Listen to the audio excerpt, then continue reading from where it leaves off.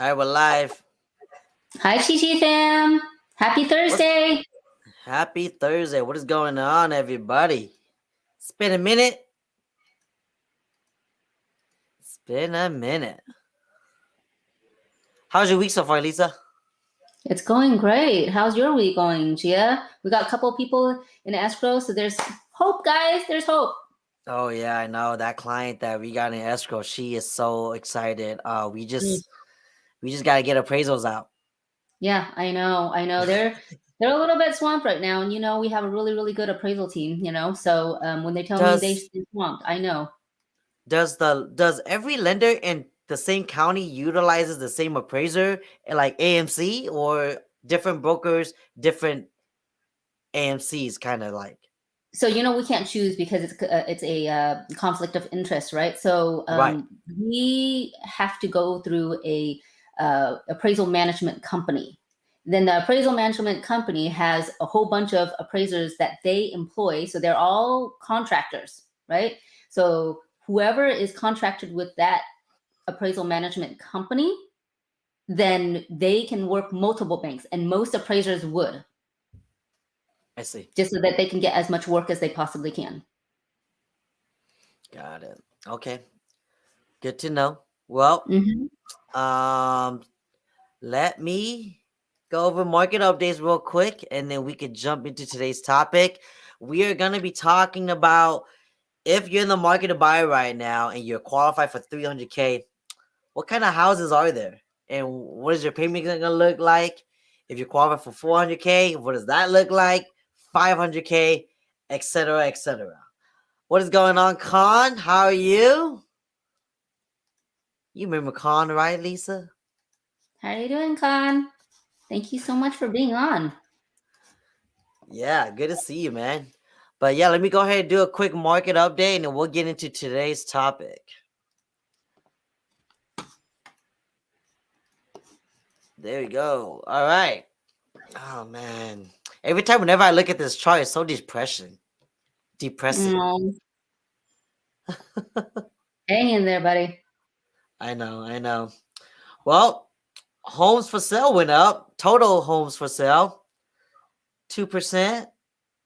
New listings that hit the market increased a little bit from last week.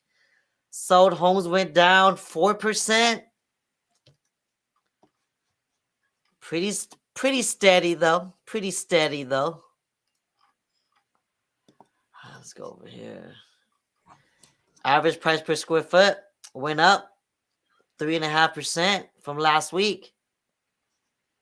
As you guys can see, the chart is just kind of flatlining throughout. Days on the market, 15 days on average. 15 days, 2 weeks, y'all, 2 weeks. And sellers are still getting above what they're asking for. That's this 103 right here. Let's go over That's to here. help all of you who feel like um, you're waiting for the market to crash. It's not happening. It's not Not, happening, y'all. not. I don't see it happening this year anyway. This year, anyways, yes. Right.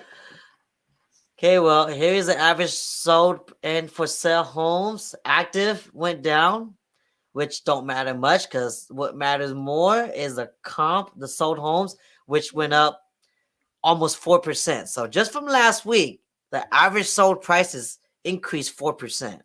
So now we're getting in the $633,000 range on average. Let's go over the month's worth of inventory. Go over the month's worth of inventory. Con is at work, needs this info for. Oh, yeah, man. Of course. That's why we do this. Mm-hmm. Want you guys to be educated, know the market, know your situation. Month's worth of inventory, 0.6. Went back down. Look at this chart. Man. See, this is the number one factor right here why I don't think there's a crash. everybody's worried about the crash because of the war right now in Ukraine and Russia. And I'm telling y'all, that's not going to affect the housing market because it'll probably like be more worrisome for like the stock market, but for the housing market, I don't think it's going to even touch it because there was this chart. Man, I wish I could show it to everybody. There was this chart I saw on Facebook by one of my buddies that showed it in 1990 in the 1900s or 1990s. The US built like about 5 to 6 million homes a year. And in the 2000s, they built like 10,000 homes. And then 2010, they built like 20 million homes. Guess how much homes we built in 2020 moving forward, Lisa? Probably half that much, you think? 5 million. Oh, geez. So we were building them at 20 million a year. Oh my gosh. And now we're only now we're only building like 5 to 6 million a year. But the demand is so much higher than how it was decades ago. Well, see, So guys, that makes total sense. that's the number one factor right Yeah. here. Months of inventory, why prices are so freaking high. Why it's so high. Yeah. Right here. What's up, Chai? Robert Kiyosaki said market might crash. I don't believe him either. Yeah. See, Well, Robert, go ahead. oh, sorry. I think it is going to correct itself, in the next 2, maybe 3 years. And 2 to they've 3 already years. tested out. Yeah, they've already tested out the 3D printers for homes and everything like that. So that can make a difference in that labor shortage that we have in that aspect. But it's still a work in progress. It's not something that they can make as a big home yet. Okay.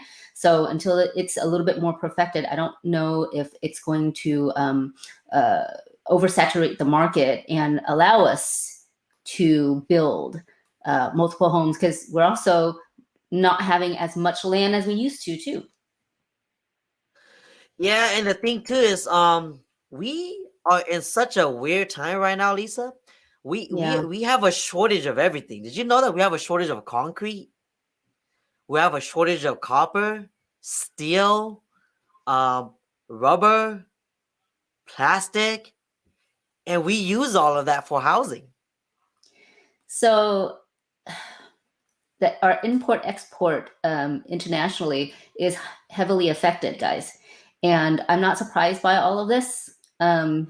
Everything, if you are in the process of remodeling or anything like that, you probably have already seen that your contractor gives you one price, and then a couple months later says, I'm so sorry, but not only am I going to be working for free, but I'm going to have to pay you to work, and I can't do that because I got a family I got to take care of, because lumber, everything that Chia just said, went up 2-3 times. I mean, you guys already see it reflected in the price of gas. So Yep, everything is a trickle-down effect.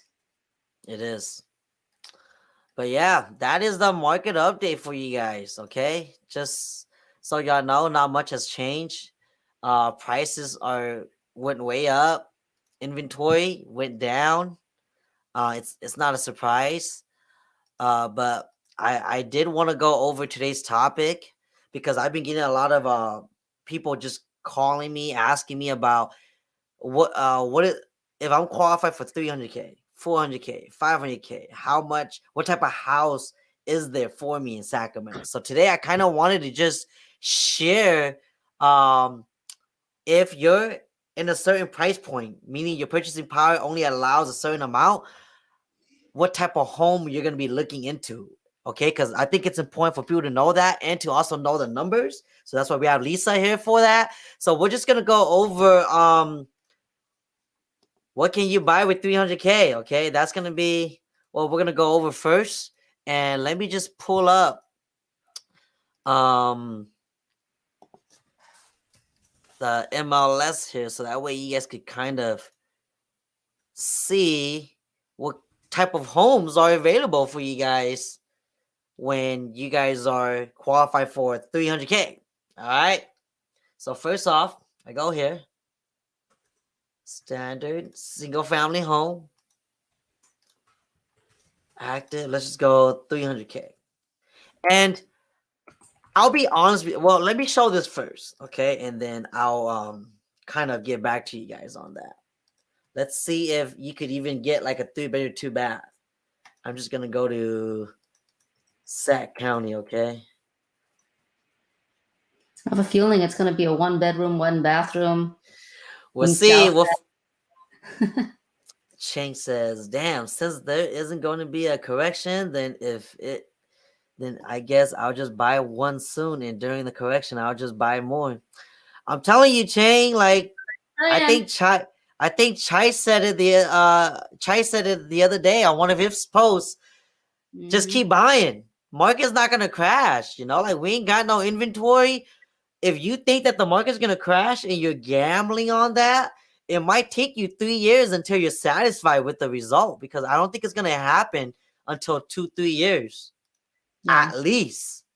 Right. And by then, even if it does correct itself, it's not gonna drop like half price like how it did in 07, 08. It'll probably be like 5,000 for a couple months, and then 10,000, and then 15,000, and then 20,000. It's not gonna be like what a lot of people are gambling on what it's gonna be. So I think that's the sad part right there. I think a lot of people might be looking at it. I was like, shoulda, coulda, woulda, right? I was like, dang, I should have bought in 2008. I should have jumped the giant gun in 2008 and 2013 and everything like that. But for it to go down that much, one, the lending guidelines have gotten so much more strict, and there's not as many of those happening. And again, the supply and demand will dictate which side of the fence that you're going to be on that. Okay. Until there's more materials available, there's less labor shortage. Okay. That's not going to really truly adjust itself just yet. Nope. But okay, here you go. If you guys are qualifying for 300K, you guys are looking for a 3-bedroom, 2-bath. That's the average size home that a first-time home buyer wants to purchase, right? This is it right here. There's like 3 homes right now in Sac County. And this is a 3-bedroom, 2-bath, 1,400 square foot. Just hit the market today, a couple hours ago. And here, let's take a look at some pictures. Hey, that's kind of cute. I got some deterioration right there. I can see this picture was, I guess it's okay. It's pretty cute for 300,000, guys. I mean, I've seen much worse. It's all right. It's okay. Everybody's taste is different. I'm not gonna comment on it and offend anybody. You see, he's got 2-tone paint right here on the ceiling. Hey, that was very, very in. That's what you call an accent wall. That's what you call an accent wall. Accent half a wall. The living room looks big. Laminate flooring. It's pretty dark, purple. There's a ladder that's gonna come with the house. I'm just playing. Hey, that's a $500 ladder. That looks like you're gonna get a duster too right here. That comes with it. In a right here. Man, why did they take pictures like this? This is what fascinates me. Yeah, the market's hot. The market's hot, but if I was a seller, I'd be offended if somebody posted a picture of my house like this online. It's no, I'm not even gonna say anything. But anyways, yeah, this is the house. Let me know if you guys know this area. It's by Real Linda 95815. Let me know if you guys know this area. Would you buy this home if you qualify for 300K? And I'm gonna share my thoughts with you guys real quick on if you would qualify for 300K, if you would even be able to get this home if you competed against it. Okay, I don't think they're done remodeling this house because the paints are like all half done. Yeah, I don't think it's done. Look, see? Maybe they experimented and they realized it's too dark, or I guess, or maybe there was a dresser right here, and they only painted the part they got access to. I'm just joking. Okay, so this is a 3-bedroom, 2-bath. Real in the area. Just came on the market. They're looking to sell it as is. Oh, this house has foundation issues. I was gonna say for that price is not bad, but that makes sense now. Yeah, they got a foundation issue. Okay, so you're gonna have to figure in 50 to 100K worth of repairs on this because the seller's not gonna fix it as is. Yeah, and most lending won't allow it either. And you know what's crazy? If you think that you were gonna submit the price at 290 for this house because you're qualified for 300K, you're probably not gonna get your offer entertained. I guarantee you, even with the foundation like this for this price in this area, this one might go over asking. Oh yeah, It might even go close to 300K exactly, at least, I and believe it. maybe 3 to 5 offers, even for this house that has a foundation issue because it's the market right now. It's the market right now, guys. And here, let's go on to the next. So this is exactly 300K. Let's see if there's anything wrong with this first. Oh, there's already no showing. See, so this is 300K. It's a 3-bedroom, 2-bath, barely over 1,000 square foot. It's located in South Sacramento 95822. Okay, if you guys know this area, let me know if you guys would buy it or not. You guys could comment in the live chat. It'd be interesting to see what you guys say. But they're not even showing this house anymore because look, they got multiple offers. No more showings anymore after the 6th. So multiple offers, meaning, this house is way over 300K. For sure, it's gonna go over.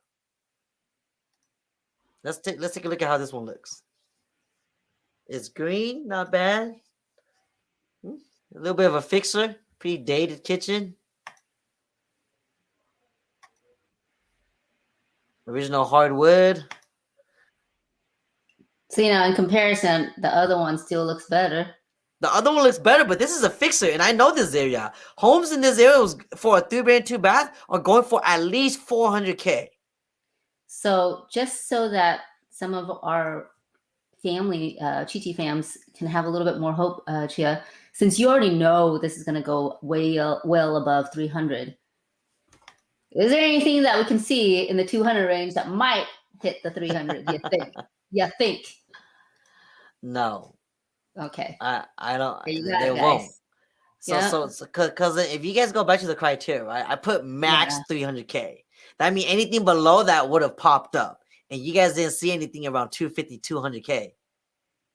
Nope. Right? Maybe if you change this to 1-bath, you might be able to get more homes that comes up, but a lot of first-time home buyer families don't really want to sacrifice that second bath.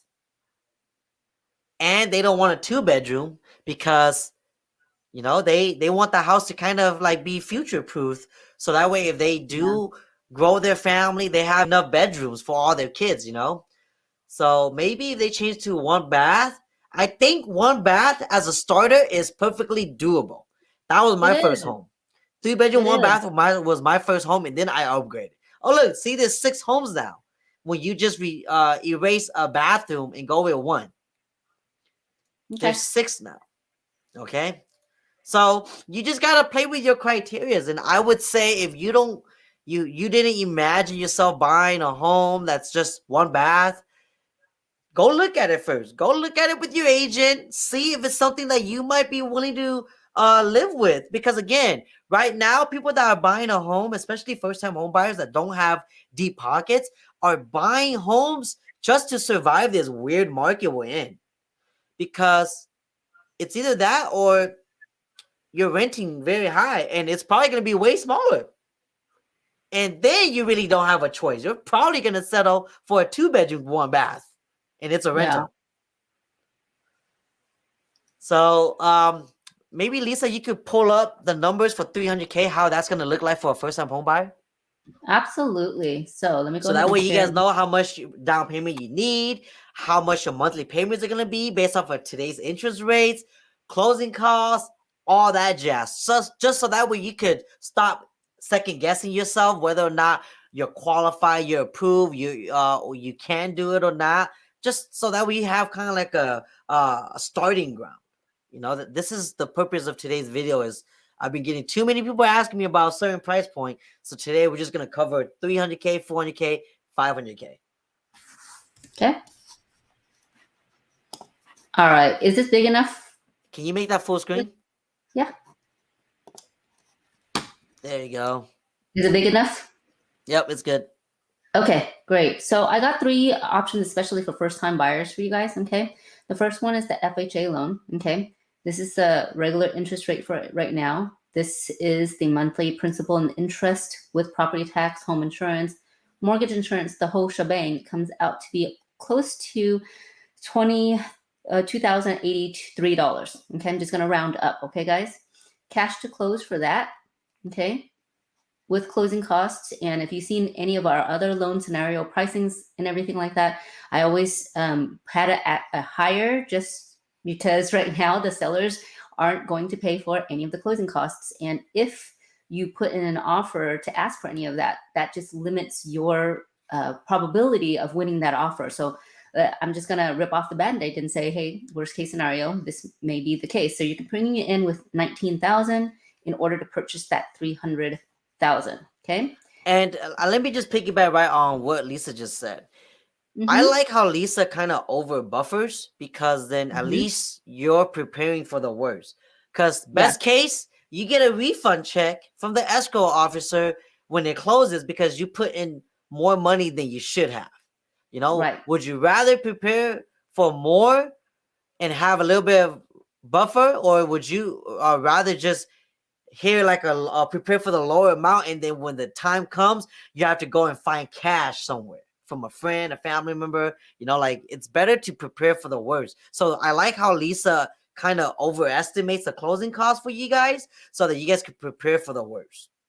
Right. And that's the thing, guys, just so that you know, either the escrow company, your real estate agent, your lender, nobody can take that. If those fees are less, they can't say, oh, okay, then we'll just keep it. It's a tip for us. We can't do that. Okay. Legally, nobody can do that. So it's a safer situation when you take a look at the worst case scenario.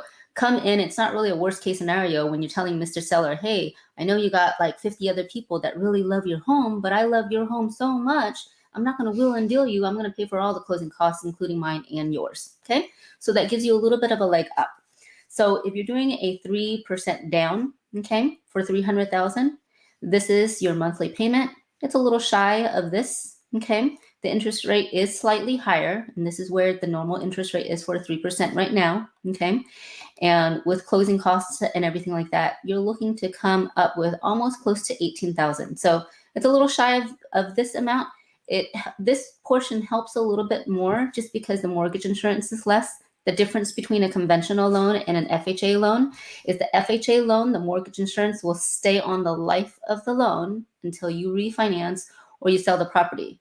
For conventional loans, guys, okay, as long as you make at least 20% of equity and have the loan for 2 years, you can contact a lender to remove that a mortgage insurance. And conventional loans are a lot more sensitive to your credit, how much you're putting down and everything like that. So if you have excellent credit, excellent everything, then I would recommend the conventional route. So it's a little bit safer for you, even though the interest rate is higher. You see the monthly total is less. Okay. Lastly, if you decide to put 5% down, okay, these are for people who perhaps, this is not your first time buying a home. If you have ownership of a home in the last 3 years, okay, you're not considered a first-time home buyer. But let's just say, for instance, you just sold your property and you want to get into another one. You're not forced to actually put in 20% again. You can actually put in 5%. Okay, and if you do that, again, for conventional loans, the interest rate is a little bit higher. If you put 5% and above to 25%, the interest rate is going to be slightly better than a 3% down. This is your monthly payment. Okay. Again, all three very similar. Okay. Closing costs and everything like that, you're looking close to 24,000. Okay. So not bad. Not bad to put in for a price of what you'd get for a car. You get over $250,000 of property to invest in. Thank you, Lisa, for sharing those numbers. Now, if you were qualified for 300K, all right, Mm-hmm. and that was your max, me and Lisa don't really recommend you looking at homes at your max, Yeah. unless it's been on the market for over 30 days. Then you might have a chance at getting the home at asking price because that home's been sitting, and there's probably a reason why it's been sitting on the market. But if it's a home that just hit the market under 7 days and it's right at 300K, the chances of you getting that home accepted if you submit an offer at asking right at your max is very thin. I'm telling you guys Mm-hmm. this not because I want you guys to compete and pay more, but it's because I want to set it straight with everybody. I want you guys to know the truth about this market we're in right now. Buyers Yeah. that are coming in with that mentality are losing, and they're shooting themselves in the foot, and they're getting jaded by the process, okay? Because they heard a while back that one of their friends and family was able to lowball a house, and they want to do the same. This market Mm-hmm. is totally different. Sellers are not even looking at personal letters anymore because they just want to sell the house so that they could move on and be part of the buying pool also. So you Yeah. need to come into this market if you're a first-time home buyer, if your max qualification and your budget you do not want to exceed is 300K. Look at homes, the highest 280. Yeah. Look at home that is 280 max. So that way, if you did compete, because it's gonna have competition, you could bid up to 300K. And you have, and if you did get to that point and your offer did get accepted at 300K, you got the house and it's under your price point. So that way you're not scratching your head each month the mortgages due. So that's very important, guys. Okay. And moving on next to 400K. Okay. If you are in the 400K, um, we are gonna be looking at what's available for you at this price point. Same rule applies even if you're at 300K. Don't look at homes at 400K if that is your max budget. Look at homes from 350 to the highest 380. So you can have 50 to like $20,000 worth of buffer to compete on your offer, because you're gonna be guaranteed to go over asking price just to submit a bid to get it entertained in this market. I'm telling you guys. The faster you realize that as a first time home buyer, the sooner you're gonna find your home and you'll be moving in. The longer you play with that reality, you're just gonna frustrate yourself more, and prices are gonna keep going up every month. And next thing you know, the price you was willing to pay last month doesn't get you the same home you saw last month anymore. And that's what's going on right now. Okay. Let's look at some comments before I show you guys the next list of homes. Vicky says, is it better to sell your house then buy or buy then sell? It depends on your goal, Vicky. Um, if you don't want to keep your house as a rental, then you can sell it and upgrade. Use that lump sum as a down payment to upgrade. Definitely. Or the other option you have, if you don't want to, is maybe you can rent it out and use that rental income as your qualification to buy your second home. What do you think, Lisa? So that's a really, really great question. And I've been doing a lot of that assessment for a couple of my people because if you're already a homeowner, you've already seen how much equity your house has accumulated, which is a wonderful, beautiful thing. So you can either cash out, okay, whatever you put in. This is kind of part of the BRRR movement, okay, where you cash out what you put into the house, you take that, okay.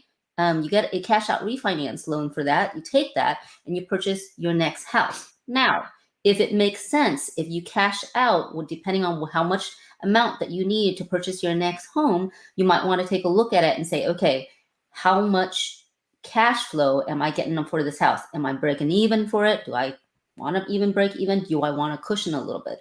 I'm a little bit more on the conservative side, guys. So on rental investments, you just never know what's going to break, what's going to happen. So I always like to have a cushion of at least $200 to have that. And in that way, I don't have to dip into my own savings in the event that my renters need something to be fixed and things like that.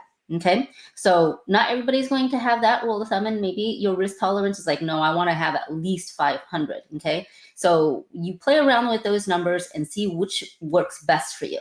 And let's just say, for instance, when you buy up, your mortgage is going to be higher, especially now because the interest rate is higher. Okay, then let's just say you're making 500 or maybe $1,000 on this rental that you're getting because you got it for a really good deal 5-10 years ago. Okay, and if that's the case, that $1,000 that you're making, perhaps you set aside $200-300 just in case something breaks, and that $700 extra can cushion for that bigger mortgage that you're getting on your next dream home. So it's really all about the numbers. You really want to see all of that first so that you can see for yourself and say, oh, okay. And there's, when I do that for my people, they can say, you know what, it's too risky. I'm not getting enough. And plus, when you are doing a cash out refinance, guys, you can't take the full amount out. Okay, you have to leave at least 20% of equity in your house for the bank to do that loan for you. Okay, so because of that, okay, there's a possibility that you may look at it and it's like, okay, I'm not really cash flowing on it or anything like that. I'd rather just sell it and then put everything in my house, and then that way I have a really super comfortable payment, and it's not that much different from what I have right now. Okay. Maybe I'm reading this question a little bit differently now, and maybe what Vicky's trying to ask is it better to sell the house first and then buy, or sell it then buy? So I think what you're trying to say is, would it be more appealing to a buyer, right, to sell it first and then buy a house, or buy and then sell? Well, if your situation allows you to buy a second home and then you could sell your primary home to pay it off or do something about that, then do it. That is, of course, always an option if you are in a hurry to get to your new home. Maybe your home right now is too small and you want to do that. If you're in a position to do that, great, do it. But if you're looking to sell to buy, then there's no way around it, right? You need to get rid of that debt, and you need that net from the sale to pay debt off or to put as a down payment for your new home. So if you go about that scenario, Vicky, then of course you would have to sell it. But I will tell you this, in this market, that's a lot of moving parts. If you need to sell to buy, that means the seller that's selling you the home needs you to sell your home before they could sell their home to you. But what if they need to sell their home to you in order to also buy an upgrade for them? So now there's a lot of moving parts, right? So because of that, your offer for the new home, because it's contingent upon you selling yours, doesn't look so sexy in a seller's eyes, versus a buyer that comes in that has no contingencies. He could just straight buy it and move in right away. It's not contingent upon him selling a home. Versus your offer, seller's gonna most likely prefer the other offer with no contingents. You see how that works? And a lot of sellers right now that are selling are doing that. Is they're selling and then renting back while finding a new home and then buying it, because they don't have anywhere to go. They don't want to go stay with friends and family because it's already tight enough for them, etc. You know, so, but then there's many scenarios you could go about that. Hopefully this kind of opens more ideas for you to kind of plan if you are in the process of thinking about selling and buying. All right, but thanks for the comment. Nia says, this is the best duo to have next to you when you're trying to buy a house. No gimmicks, just honesty and diligence. Thank you so much, Ning. Your friend. You're such an advocate for us. We love you. I know. Okay, let me show you guys what you guys are going to get when you guys are qualified for 400K. Okay, there's a lot more homes now. There's 39 compared to 6 earlier, right? This is 3-bedroom, 2-bath minimum. Let's see what you get with 400K in Sac County. Okay, this is in North Sacramento over there by Highlands. It's a 4-bedroom, 2-bath, 1,300 square foot. There is a tenant. The tenant, is gonna be there for 30 days. Okay. Do not disturb. So this one you need an appointment. So earlier when I was saying that if you're qualified for 300K or 400K and you're looking to submit an offer on a home at asking, you need to target home that's been on the market longer than 30 days. Something like this. This home's been on the market for 281 days. And you can already tell why. Because there's a tenant. A lot of buyers might not want to deal with that because what if they close on the house and the tenant doesn't move out? Now they're the new owners and they have to start evictions, etc. So a lot of first-time home buyers are not prepared for that kind of role or responsibility. So they might skip out on a home like this. But let's just take a look at it, okay? But this home does fall under the category of submitting an offer at asking, and your chances of it getting accepted is probably pretty high. But let's take a look, okay? Let's look at it together. Parna Bell says, good answer. You guys are so sweet. All right, white and blue house, not bad. Why did they take pictures like this, Lisa? Because they're not This huge is yet. from this. This is a cell phone. My daughter could take better picture than this. I was gonna say that on the last picture that you showed that you didn't like so much. You know, lighting and everything like that, but not everybody has an eye of yours and really your wife. A photographer is like 100 to 150 to $200, and it makes a whole lot of a difference for your listing. I'm not even gonna go on, but anyways, this is a house. It looks nice. Vinyl laminate, okay. White walls, not bad. Okay. We know you would have done so many things differently, Chia. I mean, we can go on about that. I know. This isn't the live show about that, right? Yeah, no. I'm like, well, yeah, I know. Kitchen's kind of dated, but you know, it's okay. You can do some work on this. You can make it work. That's a long hallway. Well, at least the angle seems like it is. That's true. They use like a wide angle lens to make it bigger than it really is. It's not that long. It's just a photo. This room ain't that big too. It's just a photo. Is that a rug or a carpet? Oh yeah, it's a rug. Okay. So they got tiles throughout the house. Not bad. Backyard's decent. It is. That's a you big don't get yard. that a lot anymore. Not at new builds now. You can see your neighbor's shower with the new builds. Let's go look at next house. Vicky says, but does it really look like that in person? Honestly, sometimes even the good pictures don't look good in person. And vice versa is true. The ugly picture might look better in person. Well, see, that's why they did it on purpose. Maybe, but then like 80% of people that go and look at homes see the pictures first. And if the picture's ugly, they don't save it to go and tour it in person. You know what I mean?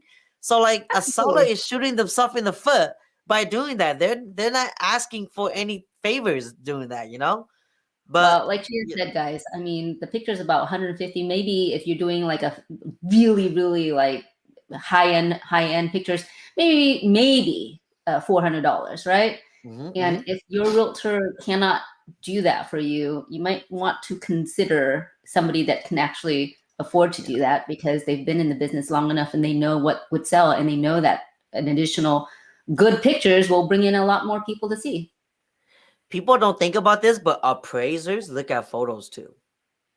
Oh, yeah. Johnny told me that. Johnny told me that. Everything matters. When they're looking at comps and all that, pictures matter because appraisers use pictures. So there you go. Nowadays, because more and more appraisals are being approved as a desktop appraisal, and you're right, this will definitely absolutely matter. It matters, yeah. Everything matters today. even staging a home, like cleaning it Mhm. up, preparing before the appraiser comes out helps. That's what Johnny said. So yeah, Well, not everybody got muscles like you to move stuff like that around, Chia. I ain't got muscles to move it like that. My I've seen wife has a you. muscle. She helps me do that. I've seen you do that. I've seen Chia take down and put up all the staging and everything like that. I've done it once. It's definitely not my cup of tea. That's why I hate moving, because I move every week. Yeah. I can see that. But yeah, photos don't always show 100%. You gotta always go look at the house, whether it's ugly or not. That's why I tell all my clients, pay attention to the square footage of the house. That matters more than the pictures. Pictures, if it looks good for a reason. If it doesn't look good, maybe they don't want to pay extra to make it look good. That's it. Right. But you still want to go and look at it if it falls under the criteria that you're looking for as a home. Because the numbers for the square foot, like, that's what's going to be more important for you. Not the picture, because when you move in, you're not going to be looking at the pictures no more. You're going to be living there. So go and take a tour with your agent. Look at the area. Drive there. How's the traffic? Everything. But all right, here's this house. Oh, I already know this house is way undervalued. They put it on the market low for a reason, because 95827 should be closer to 500K for a 4-bedroom, 2-bath, 1,600 square foot. Why is that? Oh, it's a foreclosure. Okay. No showings until 4/9. Listing email appointment. No text. Showings after Monday, Friday. Please give. Subject to foreclosure sale date getting postponed May 3rd, and release of all liens. Okay, so the home is being sold as is. Okay, so this is the foreclosure. See, so just by looking at the area, I knew it was undervalued, but it's gonna go up because this area is worth about 500K. Just to give you guys a heads up. Okay, so if you were qualified for 400K, I would even tell you, if you were my client, you're probably not gonna win this bid. There's gonna be a lot of investors bidding on it because they know the area, and even though, cause watch, let's look at the house. An investor will probably buy this. It doesn't look bad. They probably buy it, clean it up a little bit, flip it. Actually, Chia, there's a lot of banks out there that's in the foreclosure market and everything. They actually prefer to release it to primary residents first before they give it to investors, guys. I So think you there's never like know. 30-day, right? 30-day limit. Yeah, so you just never know. If they have the offer that they want on a primary, they won't even entertain investors. So you never know. Well, this is good. The fact that it's on the MLS and it's a foreclosure means that this bank is willing to take a mortgage. Yeah. A lot of foreclosures, it's cash. They don't want to deal with appraisals. But this one, they're looking for cash or conventional. Meaning that if it's FHA, it's probably not going to be qualified for FHA. So if you're a first-time home buyer, you're planning on utilizing FHA, which brings up another good point. If you're a first-time home buyer, when you're getting approved with your lender, find out if you have the option to go conventional. Because if you can, and the payment is not that far off, like what Lisa showed, it might be in your favor to go conventional because you have more options to homes. Like, for example, if you FHA on this home, you can't even bid on it because they won't even take FHA because of the condition of the home. Yeah, because I'm looking at the condition. It doesn't seem to be that bad, but obviously there must be something It's just underlying. a picture. It's just a picture. It might need dry rot. The bank probably doesn't want to pay for Section 1 clearance. So no VA is going to qualify for this either. See, so that's really good to know too as a first-time home buyer.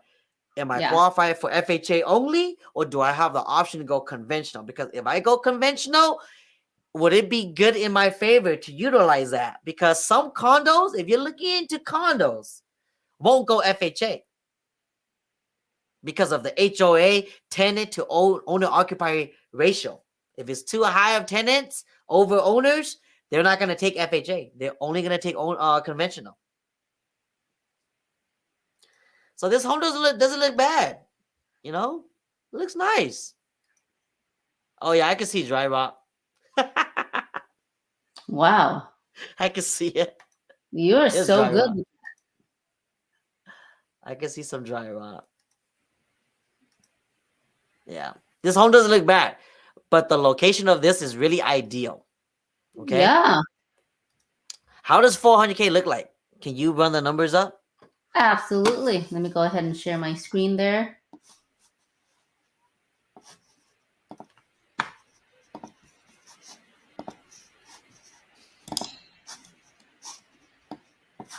Okay, I'm going to make this full screen, guys. Give me just a moment. Is that big enough, guys? Let me see. Yep, it's good. Okay, awesome. So I'm just going to go straight to it, guys. Okay, so this is the $400,000 purchase price. Okay, interest rate stays the same and everything like that. So monthly payment for FHA is $2776.62. Okay, 3% down. See, not that much of a difference. Yeah, that's conventional. 5% down. Okay, there's a good amount of a difference, almost $200 a month. Okay, we go Go down up here. again. Go up again. Mm-hmm. Oh, okay, never mind. Okay. Then you go down here, cash to close on this one for FHA is almost 24,000. For 3% down conventional, it's about 22,000, and for 5% down, it's almost 30,000. Okay, guys. There's the numbers. If you're looking into buying a home at 400K, that will be your scenario.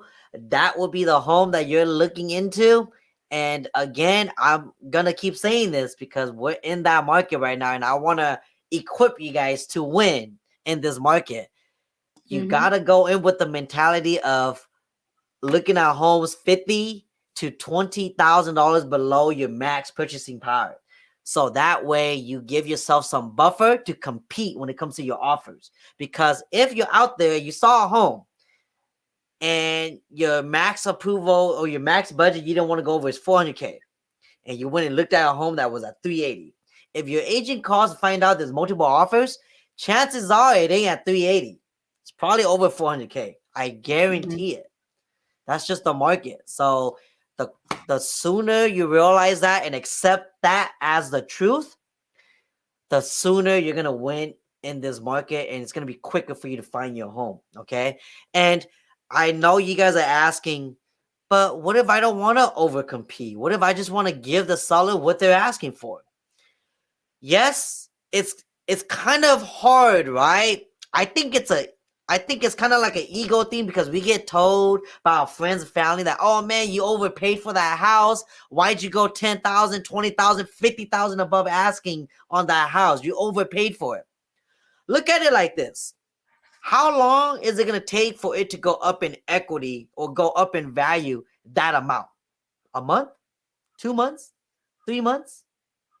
So would it be wise to get it now, paying that over, and start paying down the principal versus waiting till 3 months down the road for the market to catch up to it?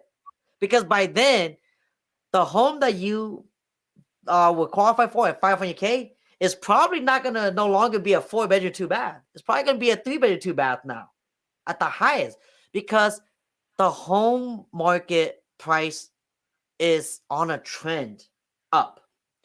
Interest rate is also on the trend up, and it hasn't stopped. It's going to go up 6 more times. The Fed's already said that.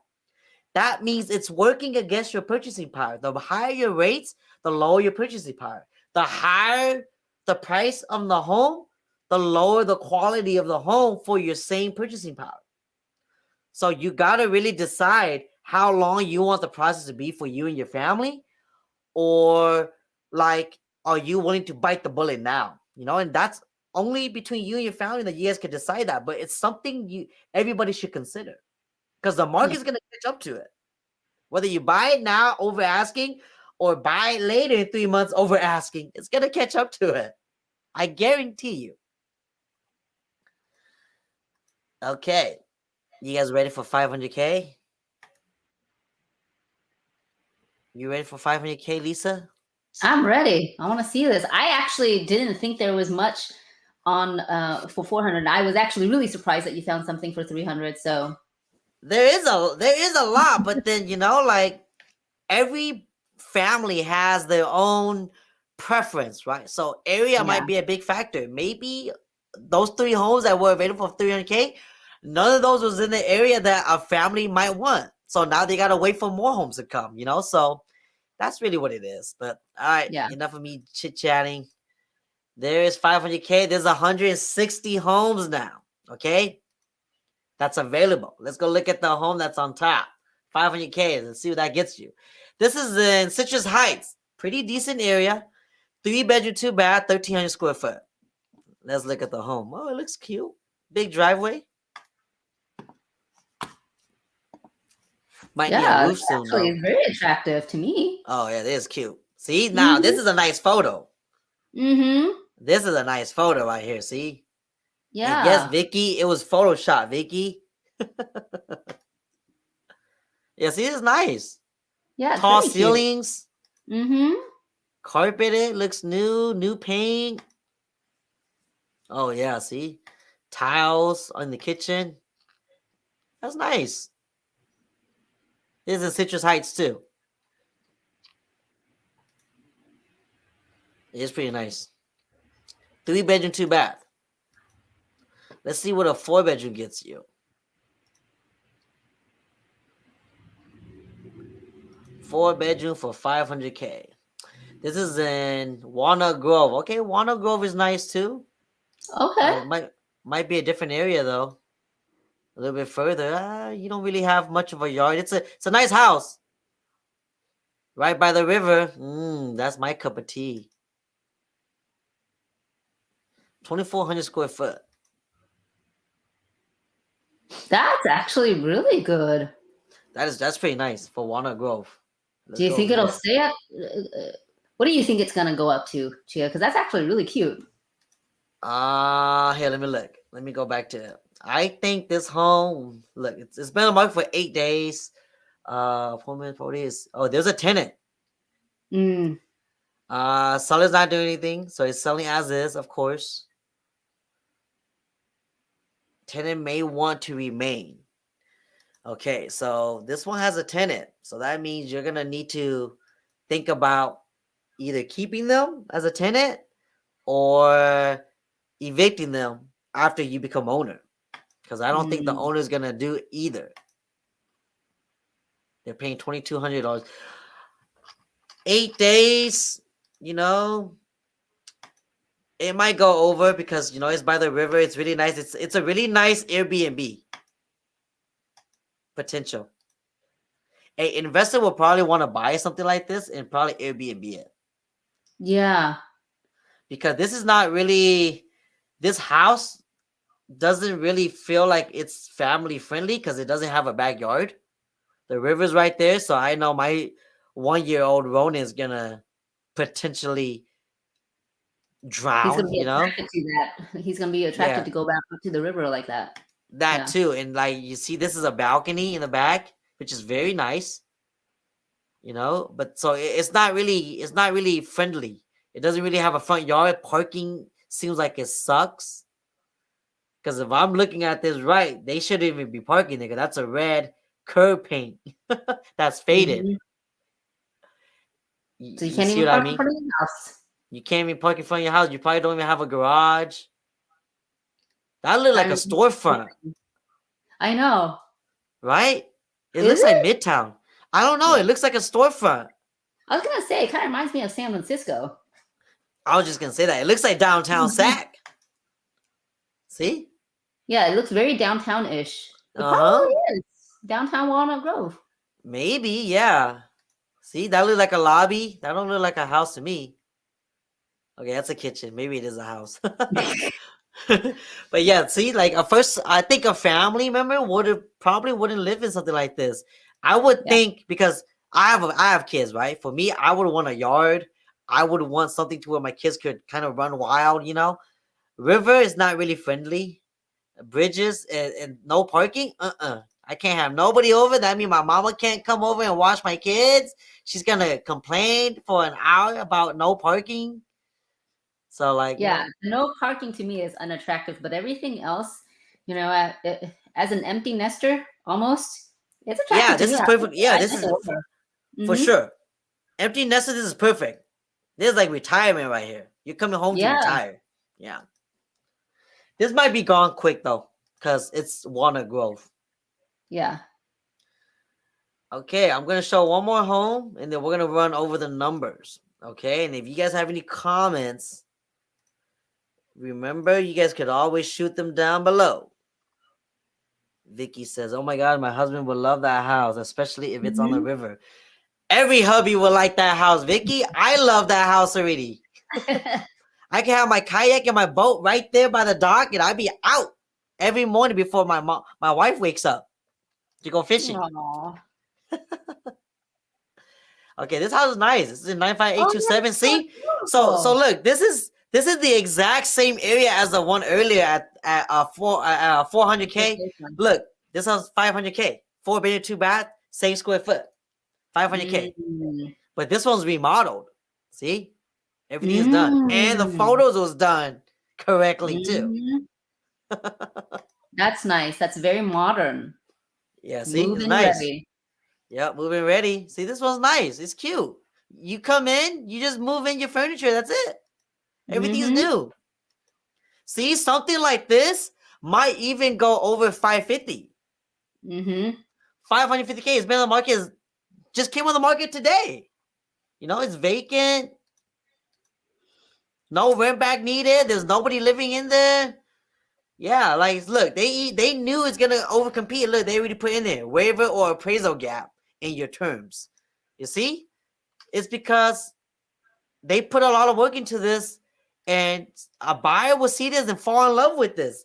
And this is just the pictures. Imagine when you're there in person. It looks really roomy too.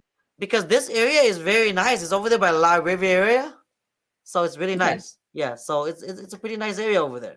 Rosemont area ish. Yeah, see, it's nice. Laminate throughout the whole house. Nice and open and clean. Yeah, see, all the bathroom, everything's all done. See, so this one will go over 500K guaranteed. So if you will qualify for 500K and you were gonna bid 500K on this, you could submit it, but go in submitting with something in the back of your mind saying you're not gonna get it. Chances are. Because it's the truth. I don't want to shut you guys down. I just want to give you guys a reality check. Too many buyers are coming into this market with the wrong expectations, and they're upset at their agent that maybe the agent didn't submit a offer for them or submit it at all, or like they're getting jaded because their friends told them they could get a house for super cheap if they lowball, whatever. And none of that's happening because we're in an aggressive market right now. And unfortunately, you're not the only buyer in the market. There's so many other buyers out there. And if you're not willing to pay 550 for this house, somebody will. Because they know that in 5 months, it's going to be worth 550 anyway. So why wait till 5 months when I could buy it now? Just so the audience has some sort of the reality of what's going on right now, Chia, of all the homes that you've put in offers and also win bids and everything like that, what is the percentage that you're not going up against anybody? Let's just say 1 out of 10 homes that you show people. What would you say? What is the percentage that we're going against nobody? Yeah. Very like none. There you have it. I mean, to us, rhetorical question, but for the audience, they may not know that, guys. But yeah, and it's not just Chia, guys. I mean, I've seen it all across the board. It's a unicorn when one of my agents says that they didn't. I don't even think that has ever happened in the last 3 years that I could remember myself. Let me just say this, okay? Earlier, I was saying if you're that person that only wants to submit asking, then you should be targeting homes that's been on the market for over 30 days. Even homes that are on the market over 30 days, you're gonna get competition. Here's why. You're not the only buyer that's gonna be targeting those homes too. That's how many buyers there are in this market right now. There's investor buyers, there's flipper buyers, there's first-time home buyers, there's buyers that's been looking for 2-3 years buyers, there's buyers that's been looking for a couple of weeks buyers. there's so many different type of buyers out there that you never know who you're gonna be up against. That's why you should not be coming into this market trying to go in with the strategy of let's submit this and see what the seller says back. They're not gonna Mm-hmm. send you a counter. If you're not the top 3 offer, they're not even gonna respond to your offer because they probably got like 20, 30 offers that they need to give a phone call to and said, we went with somebody else. We went with somebody else. We went with somebody else. Yeah. So that's really the reality. You want to go over the numbers and then we can close out and then we can read some of these comments first and then close out. Absolutely. Give me just a moment here. Let me go to the share screen. Okay. All right. Okay, so for 500,000 guys, okay, FHA monthly payment is $34.70 and 77 cents. 3% down, it's $34.40 and 75 cents. 5% down, okay. Notice with the 5% down, your mortgage insurance is less too, okay. And again, the better your credit score is, the better the mortgage insurance and the better the interest rate is too, okay. So you're looking at $32.52 and 28 cents. Let's go down here.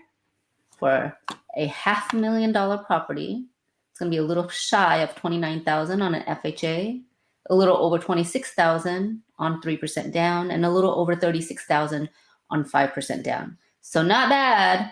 That's pretty much less than the price of an average car these days, guys. That will get you leverage to be a homeowner at $500,000, guys. Even though the rates have increased. Let's talk about the elephant in the room, okay? The rates absolutely have increased. They're back to probably about 2018 pricing, a little higher than that, okay? But it's still very, very doable, okay? And there's still lots of opportunity to be a homeowner. I guess I got to take care of that later. There's the number, guys. If you guys are qualified for 500K or thinking about buying a home around 500K, those are the numbers. V District, you're right, man. It's around $3,000 for a 500K home. Yeah, and guys, remember, this is if you guys are putting, the very low down payment. Yeah, if you want to put in more, absolutely, that's going to change that. Yeah, so right now, if you guys are in the market to buy, and you guys have not gotten an update on your purchasing power with today's rates, you need to do that ASAP before you go out there looking at homes with your agents. Because the last thing you want to do is got a pre-approval a month ago with your lender for 500K because the rates was 3.5%, and you didn't get an update now. You're still looking at homes at 500K right now. Chances are the purchasing power of your qualification went down. It sucks. But again, I don't want to sugarcoat nothing for you because I want you guys to know the truth and know what's really going on. Me and Lee just had to do like an update with one of our clients, and like it sucks because we were already looking at homes that were close to what he's qualified at the max right now already, and he didn't really like those homes. And now his purchasing power max went down. So the chances of the homes getting sexier, I don't think that's likely unless he moves a little bit south or outskirts from Sacramento, meaning 45-minute drive away from Sacramento. He might be able to find something within that price point that is higher or same quality. Yeah. Guys, I mean, again, even the Sacramento market, we're heading into jumbo loan markets and everything like that. Yeah. Even at those higher price points, we're talking about 800, 900, a million. They're still overbidding on those prices, guys. Yeah. Okay. So the smaller the purchasing price is, the more people can qualify for the smaller purchasing prices. So it's going to drive it up continuously. That is true. But that is it, you guys. If you guys were wondering what you get for your money at 300, 400, 500K, that was today's show. I want to thank you guys for sticking around with me and Lisa. I love the engagements. I love all the comments, all the likes, all the shares. If you guys haven't done that yet, feel free to do that. It helps get the word out. But other than that, we're going to let you guys go, and we'll see you guys soon. Peace out. Bye, You guys Chi enjoy. fam. You guys enjoy your Thursday now.